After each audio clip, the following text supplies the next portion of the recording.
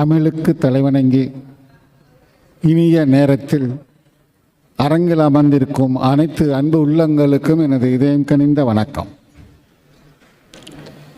இவ்விழாவில் மிக சிறப்பாக உரையாற்றி அமர்ந்திருக்கின்ற வேளாண் பல்கலைக்கழக முன்னாள் துணைவேந்தர் சகோதரர் முருகேச பூபதி அவர்களே, மேடையிலே அமர்ந்திருக்கும் பெரியோர்களே, அரங்கத்தில் அமர்ந்திருக்கும் பெற்றோர்களே, மாணவ செல்வங்களே, இன்று இந்த நிகழ்ச்சியில் கலந்து கொள்வதற்கு வாய்ப்பளித்த முனைவர் கோவிந்தராஜ் அவர்களுக்கு எனது மனமார்ந்த நன்றியை தெரிவித்துக் கொள்கின்றேன். சில நாட்களுக்கு முன்பு இதுபோன்ற ஒரு வழிகாட்டிய நிகழ்ச்சி இருக்கின்றது, நீங்கள் வர வேண்டும் என்று கேட்டுக்கொண்டார்கள். நான் சிறிது தயங்கினேன். காரணம், கடந்த ஒரு மாதமாக ஒரு தேசிய கருத்தரங்கை நடத்துவதற்காக நான் முயற்சிகள் செய்து கடந்த 2 நாட்களாக அந்த கருத்தரங்கு மிக சிறப்பாக சென்னையில் நான் நடத்தி காட்டினேன். ISROவிலிருந்து ஏறக்குறைய 15 விஞ்ஞானிகள் வந்திருந்து மாணவர்களுக்கு உரையாற்றினார்கள். அந்த நிகழ்ச்சியில் பொதுவாக தற்பொழுது 2 ஆண்டுகளாக ஒரு சேட்டலைட் ஒன்றை நான் தயாரித்து கொண்டிருக்கின்றேன். அந்த சேட்டலைட் முடிவுற்ற நிலையில் வருகின்ற ஜூலை மாதத்தில் அது ராக்கெட் மூலமாக ISRO ஏவ இருக்கிறார்கள் என்பதை உங்களிடமும் நான் மகிழ்ச்சியுடன் தெரிவித்துக் கொள்கின்றேன். இருப்பினும் நேற்று மாலை 9 மணி அளவில் எனது கருத்தரங்கம் முடிவுற்றது. உடனடியாக ஒரு ரயிலில் பிடித்து காலையில் வந்து சேர்ந்தேன். காரணம், இது என்னுடைய மாவட்டம். நான் இந்த மாவட்டத்தில் பிறந்தவன். அங்கு ஒரு நிகழ்ச்சிக்கு அழைக்கும் பொழுது என்னால் மறுக்க முடியாது. மாணவ செல்வங்களுக்கு நாம் முடிந்தவரை உதவி செய்ய வேண்டும். அண்ணா பல்கலைக்கழகம் ஒரு மிகச்சிறந்த பல்கலைக்கழகம். உலகத்திலேயே மிகப்பெரிய பல்கலைக்கழகம் என்று சொல்லலாம். எப்படி என்று கேட்கிறீர்களா? நமது பல்கலைக்கழகத்தில் ஏறக்குறைய 500 கல்லூரிகள் இணைக்கப்பட்டிருக்கின்றன. மொத்தம் பல்கலைக்கழகத்தில் 10 லட்சம் மாணவர்கள் படித்து கொண்டிருக்கின்றார்கள். எனவே 10 லட்சம் மாணவர்களை கொண்ட ஒரு பல்கலைக்கழகம் உலகத்திலே அண்ணா பல்கலைக்கழகம் தான் என்பதை நாம் உணர்ந்த வேண்டும். மிக பெரிய பல்கலைக்கழகம். நான் கிண்டி என்ஜினியரிங் கல்லூரியில் மாஸ்டர்ஸ் டிகிரி MTech ME சேர்ந்து நான் BE அண்ணாமலையில் படித்த பொழுது பல வேலை வாய்ப்புகள் கிடைத்தன. நெய்வேலியில் இக்னைட் கார்ப்பரேஷன் போன்ற நிறுவனங்கள் எல்லாம். ஆனால் நான் உயர்கல்வி படிக்க வேண்டும் என்ற விருப்பத்தில் அந்த பணியில் சேராமல் அரசாங்கத்திலிருந்து 12 வேலை கிடைத்தது. தமிழ்நாடு அரசாங்கத்திலிருந்து நான் கிண்டியில் சேர்ந்து அங்கே 2ஆம் ஆண்டு முடிக்கும் பொழுது 5 public sector units BHEL, BEL, steel authority போன்ற நிறுவனங்களில் வேலை கிடைத்தது. அவற்றையும் வேண்டாம் என்று நான் ஆராய்ச்சி செய்ய வேண்டும் என்கின்ற விருப்பத்தில் நான் அந்த பணியில் சேரவில்லை. அப்படி ஆராய்ச்சிக்காக நான் IITயில் முயற்சி செய்து அண்ணா பல்கலைக்கழகத்திலிருந்து ஒவ்வொரு ஆண்டும் 2 ஆசிரியர்களை மட்டுமே ஆராய்ச்சிக்கு அனுப்புவார்கள். அது மிகப்பெரிய செலெக்ஷன். 150 பேர் இருக்கின்ற ஒரு பல்கலைக்கழகத்தில். அதில் நான் வெற்றி பெற்று அங்கே IITயில் சேரும் பொழுது அங்கே 40 அப்ளிகேஷன்ஸ் வந்திருந்தது எனது துறைக்கு. அவர்களும் 2 பேரை மட்டும் தேர்வு செய்தார்கள். அதில் நானும் ஒருவனாக தேர்வு செய்யப்பட்டேன். ஸோ அப்படி IITயில் ஆராய்ச்சியில் சேர்ந்த பொழுது இந்திய நாட்டின் ஏவுகணை திட்டத்தின் இயக்குநராக இருந்தார் நமது அப்துல் கலாம் அவர்கள்.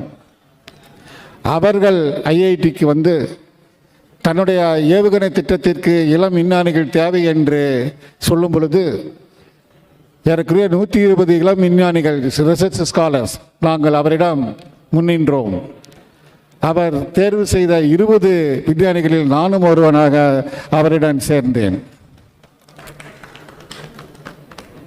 1984ஆம் ஆண்டில் நான் திரு அப்துல் கலாம் உடன் சேர்ந்து அனைத்து ஏவுகணை திட்டங்களிலும் நான் பணிபுரிந்திருக்கின்றேன்.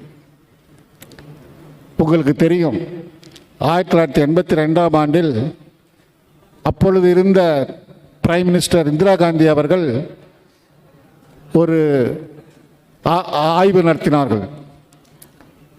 கடந்த 10 ஆண்டுகளாக ஏவுகணை திட்டம் வெற்றியடையவில்லை, ஏன் என்று கேட்டார்கள். பல காரணங்கள் சொன்னார்கள், பல தொழில்நுட்பங்கள் இல்லை என்று சொன்னார்கள். ஆனால் ஒருவர் என்று சொன்னார், அப்துல் கலாம் அவர்களே, ISRO நிறுவனத்தில் இருந்து DRDL நிறுவனத்திற்கு நாம் மாற்றம் செய்து அவரிடம் இதை ஒப்படைத்தால் அது வெற்றியடையும் என்று கூறினார்கள். அதே போன்று கலாம் அவர்கள் மாற்றப்பட்டார். அவருடன் பழகியவர்களுக்கு தான் தெரியும் கலாமினுடைய சிறப்பு, எல்லோருக்கும் தெரியும். ஆனால் 30 ஆண்டுகளாக நான் அவருடன் மிகவும் நெருங்கி பழகி இருக்கின்றேன். Such a great personality. 84, 85, 86ஆம் ஆண்டில் முதலாக நமது ஏவுகணை திட்டம் வெற்றியடைந்தது. 87, 88களில் த்ரிஷூல், அக்னி, ஆகாஷ், பிருத்வி, நாக் போன்ற அத்தனை ஏவுகணைகளும் வெற்றியடைந்தன. எவ்ரி இயர் ஒரு மிசைல் சக்சஸ் ஆனார். உலக அரங்கு திரும்பி பார்க்க ஆரம்பித்தது. What happens in India? அமெரிக்காவின் செனட்டிலேயே பேச ஆரம்பித்து விட்டார்கள். அங்கே அப்துல் கலாம் அவர்கள் ஒருவர் இருக்கின்றார், அவர் ஒருவரினால் அங்கே இந்தியாவினுடைய படை டிஃபென்ஸ் மிக சிறப்பாக வளர்ந்து கொண்டிருக்கிறது என்று கூறினார்கள். எனவே அப்படிப்பட்ட ஒரு நல்ல வாய்ப்பை கலாம் அவர்களிடம் நான் பெற்றேன். அவருடன் அந்த ஆராய்ச்சியில் 3 பேட்டன்களை நான் வாங்கியிருக்கின்றேன். அதன் பிறகு 88ஆம் ஆண்டு அமெரிக்காவிலிருந்து, வாஷிங்டன் பல்கலைக்கழகத்திலிருந்து எனக்கு ஒரு அழைப்பு வந்தது. நீங்கள் அமெரிக்காவிற்கு வந்து சர்வதேச மாநாட்டில் உங்கள் ஆராய்ச்சி முடிவுகளை வெளியிட வேண்டும் என்று கேட்டார்கள். இந்தியாவிலிருந்து எனக்கு மட்டுமே அந்த இன்விடேஷன் வந்திருந்தது. நான் 88ஆம் ஆண்டு ஆகஸ்ட் மாதம் 1ஆம் தேதி வாஷிங்டன் பல்கலைக்கழகத்திற்கு சென்று எனது ஆராய்ச்சி முடிவுகளை நான் வெளியிட்ட பொழுது அத்தனை 252 விஞ்ஞானிகள் இருந்த அந்த அரங்கத்தில் மிகப்பெரிய பாராட்டுதல் கிடைத்தது. நான் சொன்னேன், இந்தியா தற்போது 7வது நாடு ஏவுகணை திட்டத்தில் வெற்றி பெற்றிருக்கின்றது. நாங்கள் அப்துல் கலாம் அவர்கள் தலைமையில் இதை செய்து முடித்திருக்கிறோம் என்று சொல்லும் பொழுது மிகவும் பெருமையாக இருந்தது. அத்தனை பேரும் பாராட்டினார்கள். அன்று மதியம் என்னை சந்தித்த ஒரு கம்பெனியினுடைய முதலாளி, நீங்கள் BE mechanical, ME production, PhD metallurgy படித்திருக்கிறீர்கள். நாங்கள் அமெரிக்காவினுடைய ஏவுகணை திட்டத்திற்கு பொருள்கள் தயாரிக்கின்றோம். எனவே எங்கள் நிறுவனத்தில் நீங்கள் சேருவதற்கு விரும்புகிறோம். ப்ராசஸ் என்ஜினியராக சேருங்கள். மாதம் $4000 தருகிறோம் என்று கூறினார்கள். நான் நன்றி என்று சொல்லிவிட்டு, நான் இந்தியாவில் பிறந்தவன், இந்தியாவிற்காக மட்டுமே பணிபுரிவேன், வேறு நாட்டிற்கு நான் செய்ய முடியாது என்று கூறிவிட்டேன்.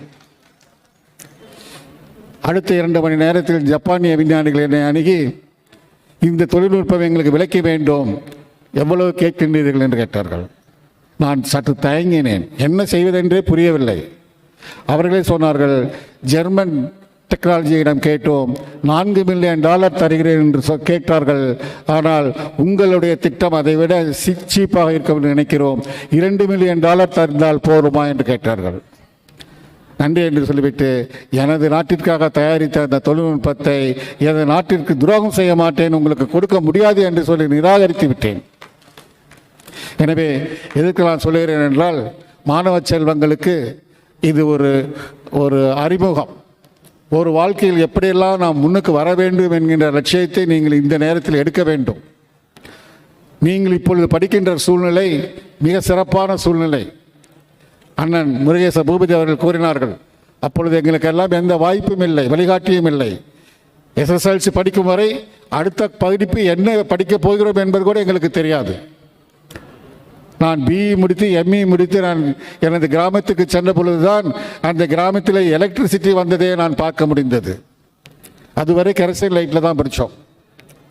வழிகாட்டுதல் இல்லாத சூழ்நிலையில் கூட நாங்கள் எல்லாம் படித்து இன்று துணைவேந்தர்களாக வந்திருக்கின்றோம் என்றால் அது நிச்சயமாக முதல் பெற்றோர்களுடைய கடமைதான் என்பதை நான் உங்களிடத்தில் சொல்ல விரும்புகின்றேன்.